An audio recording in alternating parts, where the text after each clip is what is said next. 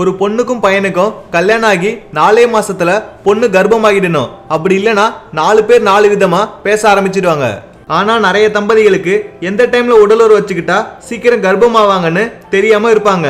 சீக்கிரமா கர்ப்பமாகறதுக்கு எந்த டைம்ல உடலுறவு வச்சுக்கணும்னு இந்த வீடியோல பார்த்து தெரிஞ்சுக்கலாம். கர்ப்பமாகறதுல முக்கியமான விஷயம் என்னன்னா, ஆண் மற்றும் பெண்ணோட வயசு தான், இவங்களோட வயசு தான் குழந்தை பெறும் வாய்ப்பை தீர்மானிக்குது.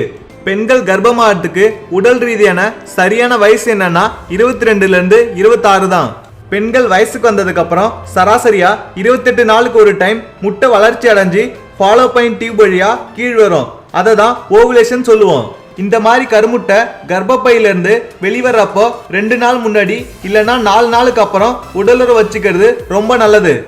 உங்களுக்கு ஓவிலேஷன் நடக்குதுன்னு எப்படி கண்டுபிடிக்கலாம்னா, பிறப்புறுப்புல இருந்து செர்விக்கல் மியூசஸ் என்ற திரவம் வெளிவரும். அது ஈரமாவும் வழவழப்பாவும் இருக்கும்.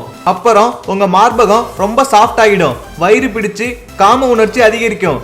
இந்த டைம்ல நீங்க உடலுறவு வச்சுக்கிட்டா கண்டிப்பா சீக்கிரமா கர்ப்பம் தரிக்க முடியும். இப்பெல்லாம் ஓவிலேஷன் டெஸ்டிங் கிட் வந்துடுச்சு.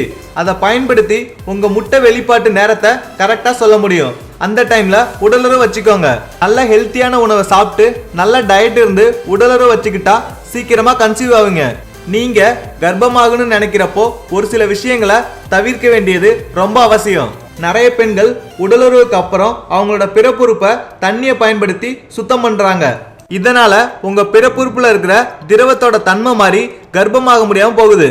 இந்த மாதிரி டைம்ல எல்லாம் உடலுறவு வச்சுக்கிட்டா நீங்க சீக்கிரமா கருத்தரிக்க வாய்ப்பு இருக்கு. ஸோ இதை பார்த்து தெரிஞ்சுக்கிட்டு அதுக்கேற்ற மாதிரி பண்ணி உங்க லைஃப்ல சந்தோஷமா இருங்க. அடுத்த வீடியோ பார்க்கறதுக்கு முன்னாடி கீழே இருக்கிற சப்ஸ்கிரைப் பட்டனை கிளிக் பண்ணி எங்க தமிழ் கேர் சேனலை மறக்காம சப்ஸ்கிரைப் பண்ணுங்க.